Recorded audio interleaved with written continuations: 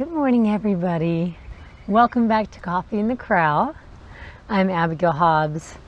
Stan is over here right now to say hi to us. Can you say good morning to everybody? How do you feel today? How do you feel today, Yeah, she's up here sniffing me, sniffing my face. It's always a real gift when a horse is brave enough to come all the way up to your face. Oh, hi, Zoe. Everybody's over here saying hi. I hope you got to watch the YouTube video of this so you guys can get this beautiful view that I have right now this morning. The horses are kind of hugging in around me. I'm sitting outside the horse trailer, but I've got the camera up on the side of it so that you can kind of see what's going on behind me. The horses are peacefully eating grass this morning. Sky's coming over here to say hi. Make sure you check the video out so you guys can see the beautiful horses this morning. They're really peaceful today. Anyways, I love starting my podcast with my horses. It is very grounding and peaceful. Oh, hi, Sky. Did you hear Sky say hi? Come here. What is it? What's going on? What do you need? Usually she comes over and she'll like do that. And it's her saying, I'm itchy somewhere, please itch me. What is it, Sky? Oh, there it is. There it is. There it is. Oh, we got an itch here. I'm itching up here on her shoulder. She says, yeah, that's the stuff, Mom. Oh my gosh, you guys have to watch this video. It's so cool. She's like right with me here in front of the camera. So you get to see it in action. Yeah, that feels good. I'm barefoot today because the weather is so amazing. So I just have to watch that my toes don't get stepped on. Sky's appreciating this good scratch. She's a good girl. I love that my horses come to me and ask for things. I try to pay attention to them. And, as humans, it's easy for me to get like one track minded, where I'm focused on one thing, and then I'm out here in the crowd realizing that like one of my horses is following me around, asking me for something. So I'm like, oh, I'm so sorry. I try, and we're working really hard in the past couple of years to be more aware, to be more aware of like my surroundings and my animals and their body language, and not get so caught up on everything that's going on inside my body. So horses have taught me such amazing, valuable lessons, and that's one of them. Oh, hello. She wants some more. So anyways, while Sky's over here getting a good itch, she's literally right in front of the camera now. Yeah. What do you think, Sky? Yeah. It's also one of those things like she's a little bit too much in my space now. Yeah. So I want to teach them respect.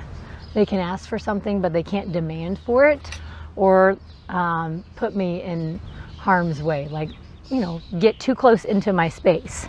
So I try to find that balance with my horses. Like, yes, I want to pay attention to you, and if I can fulfill your needs, I would love to, but also I don't want you demanding it and getting spoiled and pushing into my space. So anyways, it's all good, right? Things we teach our kids too. Anyways, so hi everybody, and oh gosh, all the horses are here today. Rihanna just came up behind me. Apparently they all really want to start the podcast with me today. Hey Rihanna. It was funny, I brought this stool out here I'm sitting on today, and the horses were like, what is that? And they all had to come over and check it out. They were scared of it at first. So I love horses because they're so brave, and when something new comes in their environment, even though they're afraid of it, they are very curious. And as long as it's not attacking them, they're really brave to check things out. So it's a really beautiful quality, I think, that horses have. Today, I want to talk about what I've been processing and learning this past week. I decided to stop saying it's been a week because I'm like, I will say that every week. I'm pretty sure I'm going to just say every week, wow, it's been a week. So I'm like, this is ridiculous. I don't know why I think that I'm going to show up one day and be like, you know what? Last week was just a breeze.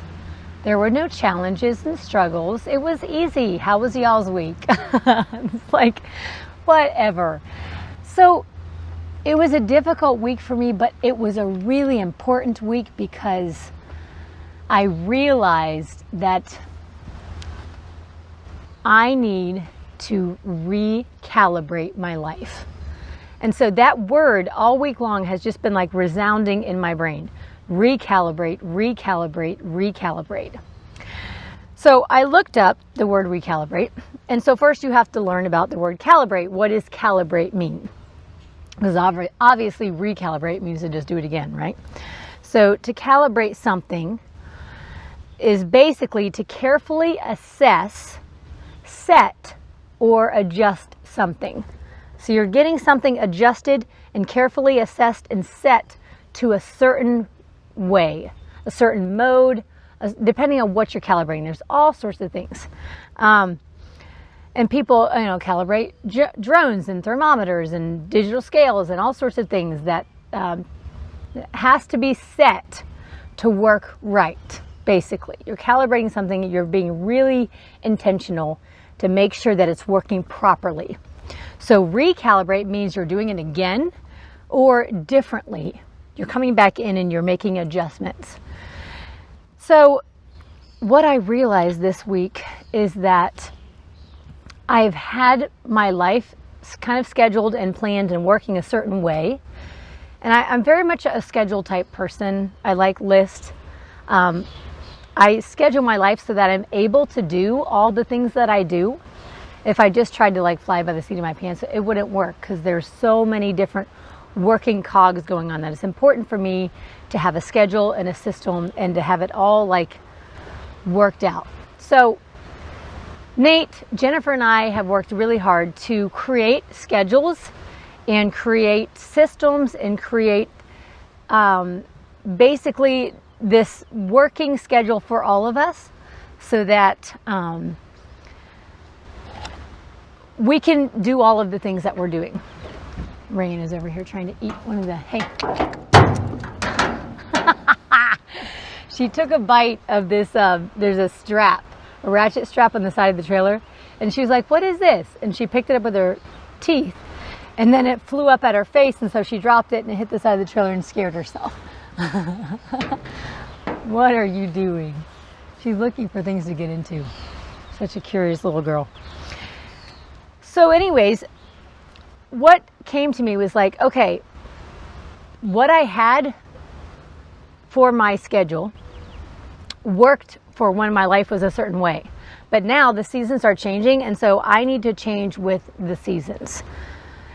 So that is when the need to recalibrate comes in, because what worked great before is not working great now. So I feel like what happened is, let me see if I could figure out a way to word this, what I'm thinking.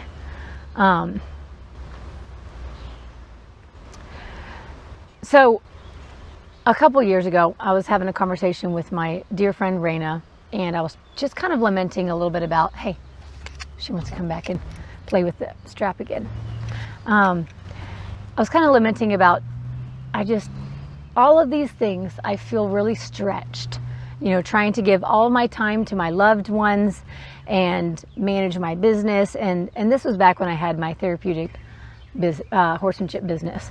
So it's a couple years back, but I was just lamenting about how I feel stretched, like I'm trying to manage all these things and it's exhausting. And one of the things that Raina told me was like, you have to think of yourself as a pie, and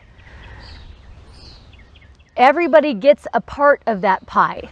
Every person in your life that you're putting your time and energy into, and everything that you're doing, your business and whatever else I have going, like everything gets a piece of that pie. But there's only so much of you to go around. So as I add more things, the slices of pie get smaller. I can't give as much to one thing as I was because I've added more. So if you can picture that, at the time in the conversation, I was like, yeah, okay. But like, I thought of it yesterday and it popped back in my mind. I thought, oh, I see. So my pie before was a smaller, it was like bigger pieces, but it wasn't broken up into so many. So there was less pieces because they were bigger and I could give more time to each allotted thing. As I've added more things onto my plate, becoming a therapeutic writing instructor, then starting my own business, and on top of already being a wife and a homeschool mom, it's been a lot. And over the years, I add a little bit more and a little bit more on. Hold on a minute, I gotta drink some of my awesome coffee. That was my coffee song for today. Awesome coffee.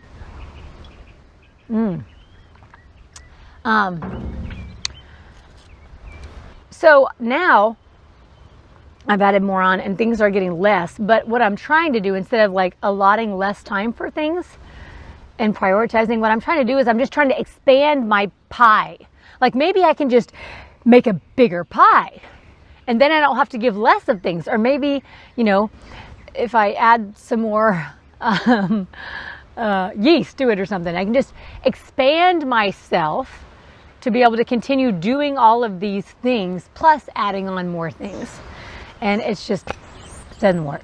Sorry. No matter how much yeast you add in, it just doesn't work. The pie ends up really gross. So I sat down yesterday and I literally drew out 2 circles. And then I sliced them up into pieces. And I put a before and a now pie. And on my before pie, I listed the things that I used to do before. When I say before, I say like in the last 5 years. And then now I did a pie and I broke it up into slices of what I'm carrying now. So it was this visual for me to see, okay, all these things are getting less of my time and energy because I'm adding more in. And what I realized is that when I put the pies together, first of all, I just color coded them so I could see, okay, if everything got the same amount of my energy, this is how small the pieces of the pie look now versus how they used to look. Well, then I drew another circle and I thought, but what's the reality of how much energy I'm actually putting in each thing? Because I'm not allotting the same amount of energy to each area, right? That's not possible. There are definitely priorities. So I broke it up into the priorities and I realized I'm working so hard to prioritize these things that are very important to me and still do some of these other things that are important to me, but maybe not like the most important. And after I drew that pie up, I was like, there's no time for me. My slice of pie disappeared. The one that's just for me and taking care of my needs in a way that feel like love to me. So I have I've added these things in and it takes more time and energy. And so what I did, because I realized I can't grow my pie, is I just took the me slice out, or maybe I shouldn't say I took it out. I allotted it to somebody else or something else, right? Said, here, this one, this is not that important.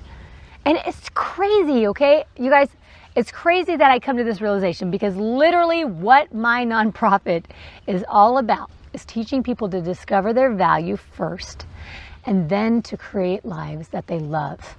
And doing that, they have to learn to prioritize themselves.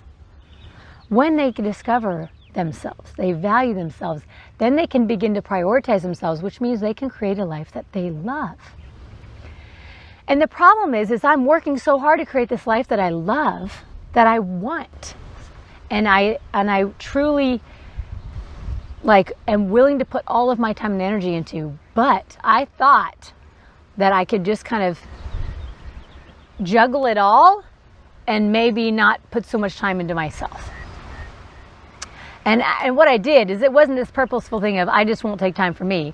What I did is on the day of the week that I take time for myself, I ended up multitasking, adding all these other things into it and thinking that, I'm still getting a little bit of time by myself, but I'm going to be getting this blogging done, and then I'm going to get this done and this done. And so before you know it, it's no more a me day. It's a still take care of everybody else day, doing things for my business, doing things for my blog, doing things for my partners, doing things for my kids. And so the me factor disappeared. And I found myself this week really overwhelmed, exhausted, frustrated. And I thought, oh my God, what is happening? And I couldn't even figure out what was happening because I was so overwhelmed. I just felt lost. So I thought I wanted to talk a little bit about noticing the signs that you might need to recalibrate. These are the things that I noticed in myself. Overwhelmed, stressed, frustrated, feelings of hopelessness. And that's a big one because I'm a pretty hopeful person. Like, I'm not a negative type of person. I'm very positive. I'm very much about thriving in life, looking at things from the creative, positive point of view. So for me to feel like depressed and hopeless, it means like, oh crap, I missed the boat somewhere way back and I don't even know where, because it feels hopeless to even try to find it. So I took some time. Yesterday morning, I woke up early, and it was a Sunday morning and everybody was sleeping in. It was quiet. And I came out with my animals and I sat out in my pasture, and my dog and my cats came with me. And I sat there and I thought, I am going to get up early. I'm going to watch the sun rise. And I'm going to sit out in nature by myself. And I'm just going to try to return to my body. Return to my body and see if I can find myself again. See if I can find the joy that I usually carry on a daily basis. The gusto for life. I want to be alive. I'm so happy to be here. I'm so grateful. Where did that woman go? And I didn't know how long it would take, but I knew it was important that I start somewhere, and I knew it was important for me to be alone, one, and to be in nature, two. Those are two things I have learned about myself, and I've taken the last 4 years to discover those two things. And they seem simple, but it took me a while to arrive at that place and realize, oh, I need to be alone and I need to be in nature to reconnect with myself. So in that time, I sat in nature and I just observed and I watched, and there was geese and I could hear woodpeckers and wild turkeys, and I saw 2 turtles in our pasture, and I went for a walk with the dog, and we just explored and we soaked it in, and the sun rose and had some cool clouds, and so I got some cool pictures, and I put my phone on airplane mode, but I wanted to take it with me because I love taking nature pictures. So I just took pictures and I was very present and I soaked it in. And I didn't force myself to process and think about anything. I just was.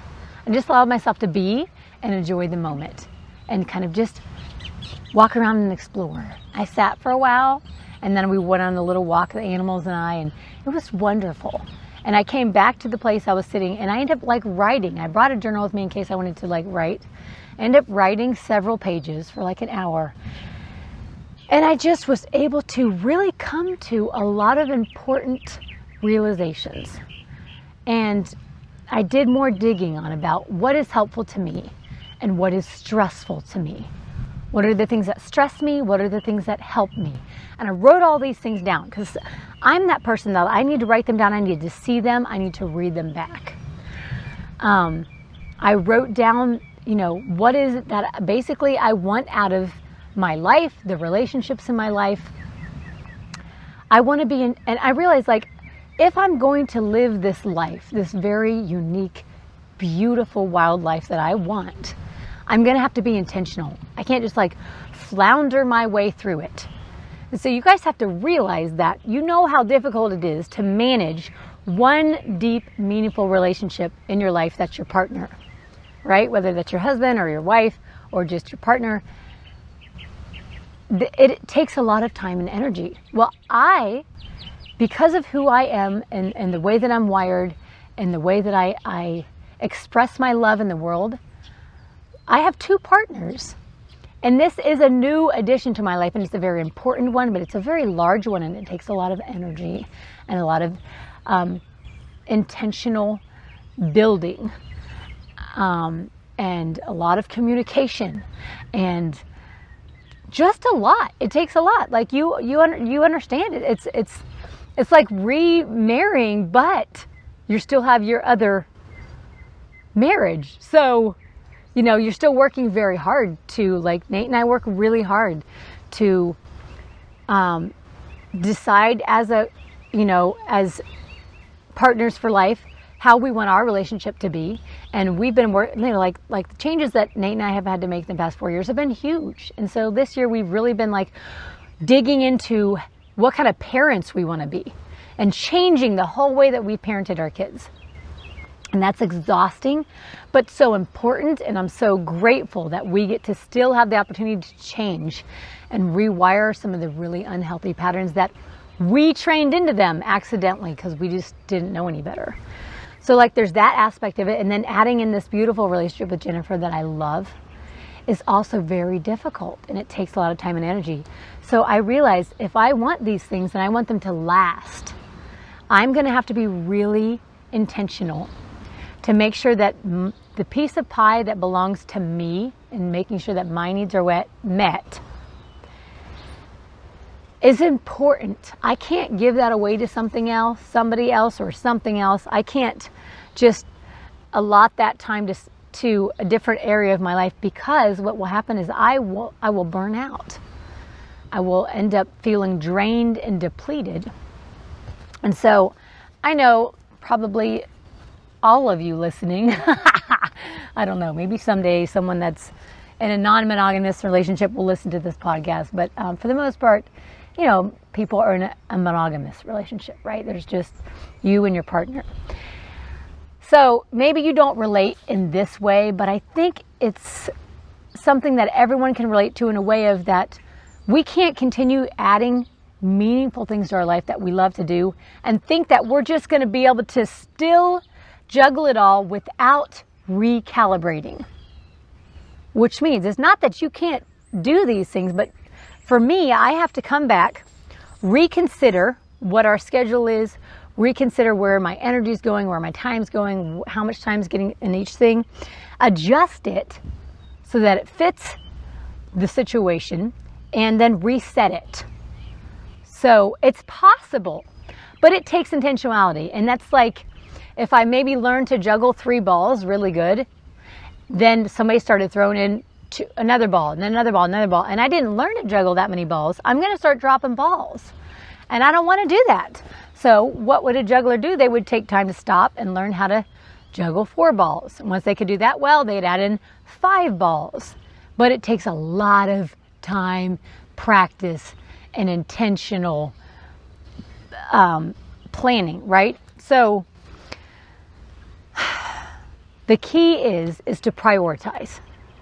And when I say that, it's easy for me to look at my circle that's a pie and say, okay, well, like my kids are my priority. They're definitely my priority. I'm raising them. I'm in charge of keeping them alive, preparing them for the world and their life.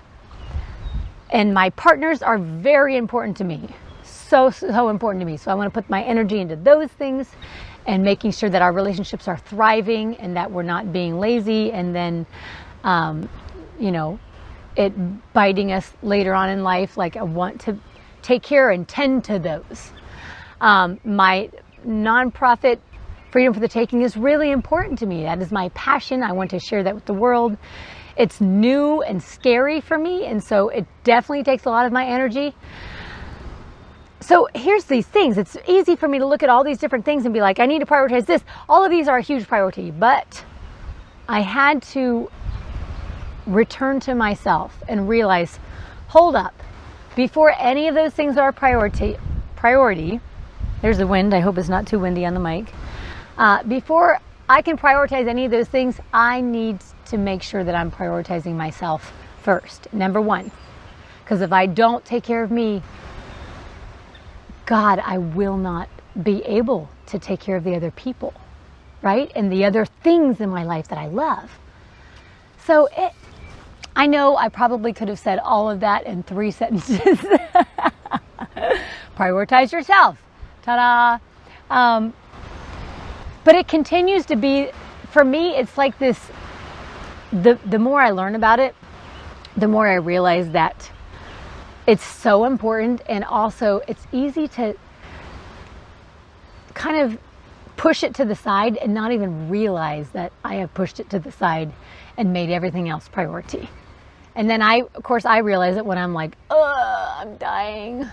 I just don't even want to live anymore. It's just terrible. Everything's exhausting and they're just never going to get any better. And everybody needs me and I just want to run away. Like when I have those feelings, I'm like, oh boy, whoa back. Like stop, get connected to yourself. So I thought, how do I recalibrate? I kind of wrote down the order that I am working to recalibrate my life. In case someone was like, okay, yeah, I understand. I need to recalibrate. Things are different, because here's the truth. Even if you don't have multiple partners, here's the truth. Seasons change. Life changes. For me, my son's graduating in less than 2 weeks from high school, and then he'll be going to college this fall. My girls are probably going to be going into public school this fall. There's a lot of things happening, and so the seasons are changing, which means our schedules are going to massively change. I need to recalibrate. So first things first, I take time to get grounded and tune into myself. Because if I just rush and start looking for answers everywhere else, I always regret that. I always regret that. Like the most important thing for me is to stop, take time for myself, allow myself to have a whole day if I need it. Usually it just takes me an hour or two. But like just give myself space that has no pressure on it, and get grounded to myself and tune in. Once I tune in, I know what I want. And I start, like, the answers are all inside me, just like they're inside you. You just have to take the time to tune in whatever way that works for you. Maybe it's not sitting out in the horse pasture for you. Maybe it's going to a restaurant by yourself. Whatever it is, taking time to tune into yourself. Okay, then I'll write up some list. So for me, I'll write down my ideas, the things that are working, the things that aren't working. And I'm not going to figure it all out maybe or get it all nailed down, because the truth is, for me, there's a lot of different gears that have to work together. So I tune in, I write down my list of what's working, what's not working, and then I go and I talk to my partners. I say, okay, here's what we have. This is what we've done. That's worked, but now our life is changing, and these are the things that are clashing, that aren't working. These are the days I feel really drained. Like, how can we rework everything to make sure that we are a thriving unit? That's the picture that I want to be, a thriving unit. Then we make a new plan. And here's the important thing, try it. Okay? There's going to be adjustments that need to be made for a good fit. And you'll know, there's this one thing we still need to tweak. You'll know when it feels good to you. It'll work well. It's like a well-oiled machine when it's oiled and it's been, what do they call that? Like when you take something in to get it, a tune-up. When it's had a tune-up, it's like, oh yeah, it sounds good. It's working good now. It's not creaking and making weird clacking noises. Like, I'm not there yet. Like, I'm at the point to where I've taken time for myself, written down a list of things, talked to my partners some, but now, like, we still have to sit down and kind of put the practical plan together and try it. But I wanted to just mention all of that to you guys today. I'm kind of still in the messy middle of it, but I was really grateful that, it's not the end of the world. It was feeling hopeless for a minute, but I just had to return to myself and realize I cannot keep trying to juggle all of these things without making a really good plan and putting it in place and finding something that works well for everybody. So 2 things. I have 2 stories to end with. that I want to tell you guys that kind of go along with this. I was thinking yesterday, I was sitting out in the pasture and just like, I just don't know. The thing that's really important to me is that I do all the things well. I don't want to do a bunch of things really shitty. I want to do all of them well. And so I put my whole heart into everything. But the problem is, if I don't have that component of caring for myself in whatever way feels good to me and refuels me, if I don't have that component, I'm still trying to put 100% into everything, except for I don't have 100% of me anymore. I'm drained and exhausted. And I don't like that version of me. I don't like being around myself when I feel that way. So I can just imagine how it feels to everybody else. So, I thought of this funny story. So back years and years and years ago, let's see, this is when my middle child would have been like 2 years old. So 12 years ago. My younger sister, she was a runner, and she had asked me if I would help her train for a half marathon. I wasn't a runner, but I did do a 10K with her, and it was a lot of fun. So I was like, you know what? We'll train together, because I'm not fit for a half marathon either. So that would be fun. It was something we could do together. But one thing I told her, I said, listen, I've never been a runner, and one of the main reasons why is because I don't want I don't want to take my time away from other things to do that. There's these other things that are really important to me. And one of them was I didn't want to take time away from my kids. It was very important to me to be with my kids. And of course, you have to remember, 12 years ago, I lived in the village, which was the cult, and everything was about being a homeschool mom and a stay-at-home mom and just pouring your entire guts into your kids and never having time for yourself at all. That was selfish, right? So I was very much into being this good, committed mom. So I didn't want to take time away from my kids. They would have been 2 and 5 years old at that time. And I also was very committed to my horses. And I had Shiloh at that time. And we had other horses, but she was my main horse that I put my time into, and I didn't want to steal time away from her either. So I was like, okay, if I'm going to run with you, I'm going to find a way to do all of the things. So I put my 2-year-old daughter in a jogging stroller, and I gave it to my sister, and I said, here, you push my daughter in the stroller. And I got my horse from the pasture, and I harnessed her up to pull a cart with all the harness, except for I didn't hook the cart up to her. I just had the long lines behind her. So she had the harness equipment on, and then the long reins which you're holding on to when you're riding the cart. But when you're training the horse, you don't put the cart on yet. You just do what's called ground driving, where you walk along behind them and you steer them from the back. So I put her harness on, and I just held the reins. And then my son, I put him riding on my horse.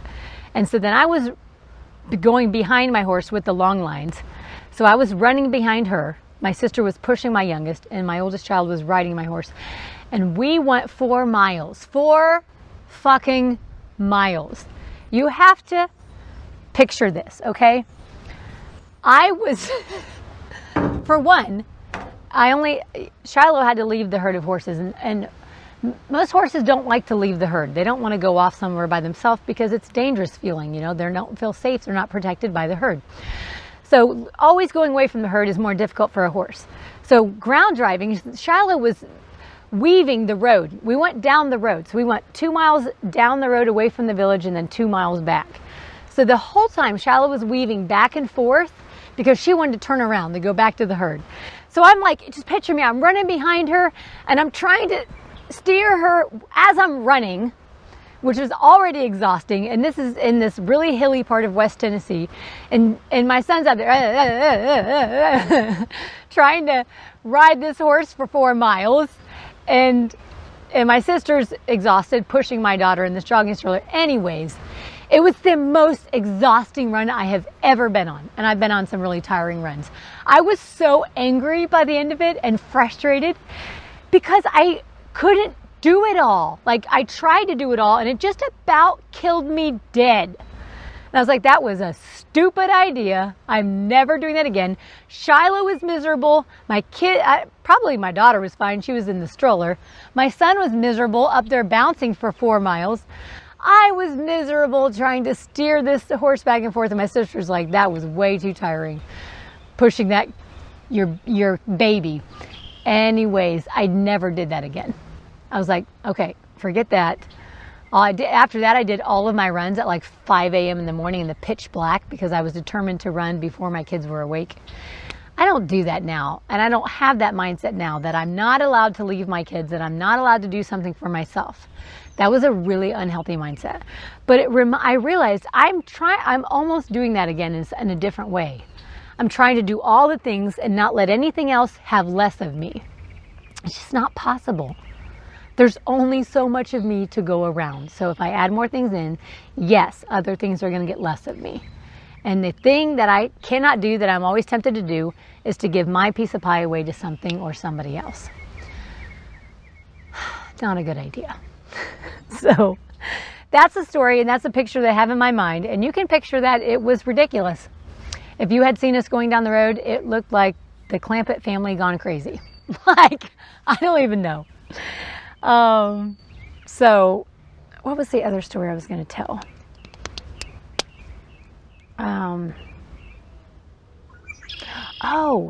So I was sitting out by my chicken pen yesterday. And this is when I was drawing my color-coded pie charts. I was at our picnic table right near our chicken pen, which if you're watching the video, I'm pointing it out. It's right over there on that side. And my daughter had opened up our chicken pen into our backyard so that they could come and forage all in the backyard. And so there was a lot of grass in the backyard, and compared to the chicken pen, the backyard was like Hawaii. It was like heaven, paradise. So of course all the chickens are rushing out and eating, and as I'm sitting there and I'm watching the chickens just so happily pecking at all this fresh grass, I notice there's 2 chickens still in the chicken pen, and they are right up against the fence where the other chickens that are out are eating. And they're trying to get out, and they're pacing back and forth going, how do I get out to those chickens? And so and I thought, oh my God, all they had to do, people, and I'm going to try to show on the camera this, but I'll try to explain it to you in a way you can picture it, is literally, so the chickens that had gone out of the pen had gone out into the yard and then come along the side of the fence between the yard and the chicken pen, and they were eating grass right there. Well, the chickens in the pen, they kept trying to get out through the fence right there, thinking, how did these chickens get out? When all they needed to do was walk about 6 feet down the fence and find the open gate. There was the open gate. But their minds were so fixated on getting to the chickens that were pecking right outside the pen, they were like, how the hell did you get there? You just see their little brains, they were just like freaking out, pacing back and forth, like, how do we get out? How do we get to you? You're right there. And even both of my girls went in the pen and tried to chase them out, like go around and kind of herd them along the fence line. But all they would do is leave the fence line, run around my girls, back through the bushes and back to that same spot they were pacing. They were just so fixed on getting out this one way. They couldn't think anything beyond this. I see the chickens there. How do I get to them? I'm just going to keep trying this. And so I finally was like, all right, just leave them alone. Let's have to figure it out. And I sat there and I watched them for a little bit. And eventually they kept going back and forth and back and forth. And one of them took a few steps down the fence and then kind of cocked his head a little bit and moved it, looked around, and then took a few more steps and a few more. And then all of a sudden started walking because it saw the open gate, went through the gate, and then out into the yard with the other hens. And the next hen behind it was like, oh, and followed that chicken down the fence line and out the gate. They figured it out. And all of a sudden it just came to my mind. It just like bloomed in my brain. There's always another way. There's always another option. And that was really, here's why it was so meaningful to me, because sometimes when I look at all the things I want to do and all the things that I love and that I want to have in my life, I feel overwhelmed. Like, that's not possible. I don't know how to juggle all this. I don't know how to make it all work. I think I'm just in unreality and you know, I can't really have these things that I want. And I can begin to feel like I don't see how it can work. I just don't see how this can work. But watching those hens, I was like, all they needed to do was actually walk away from the situation a little bit, go down the fence line, walk the opposite direction basically of what they wanted to do, because they were trying to get out here. And if they would just walk down the fence, it felt like they were leaving the other hens. Like, well, that can't be the answer because they're walking away from the other hens. But lo and behold, there's where the open gate was. There was a way to get to the hens. They just had to go that way. And so for me, I was like, you know what? There's always a way. There's always another option. I think I can just get so stuck in thinking about things a certain way because our culture has taught us to think about life a specific way. You do this, you grow up, you graduate high school, then you do college, and then you get a job, and you get married, and you have kids, and then your pattern is kind of just already molded out for you. It's already laid out for you, and these are just what to do, and these are how you do it. And this is how you do relationships. And so like even telling people about, I'm bisexual and I'm in a non-monogamous relationship, that blows people's minds because we're only used to thinking about love a certain way. Well, how can you love two people? And I'm like, well, how can you not? You see, there's always another option. There's always a way to it. Maybe you have to go a different route to get to it, but there's a way to it.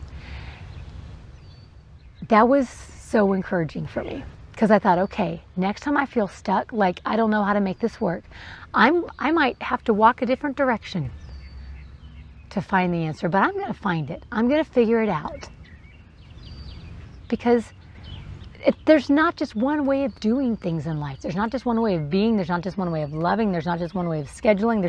There are always different options. And everybody gets this beautiful gift of getting to choose for themselves what works for them. I love you all. I haven't looked up at the camera much today because literally I didn't realize this when I stuck up my camera. It's right up, like almost directly in line with the sun. So it's like I'm looking into the sun to look up at the camera. So I love you guys. I give you permission to breathe this week and recalibrate. Relook at it, reassess the situation, and reset it until it's working for you in a way that feels good. So that's what I'm working on. I hope you're inspired to do the same thing because listen, you deserve to live a life that you love. You deserve to feel fulfilled and you deserve to, Lord, not be stressed out and feel drained and hopeless like I was feeling this week. So I'm feeling much better. I'm going to make a plan. My partners and I, we are on it. We are committed and intentional. And I hope we can inspire people that, look, if they can do that, they can figure out how to make something they love that looks so difficult work and actually be a thriving unit, then goddamn, the possibilities are endless, right? Anyways, I'm gonna let you guys go. I love you so much. Thanks for showing up this week. Hope you have a beautiful week and take some time for yourself. Love you. Talk to you next week. Bye.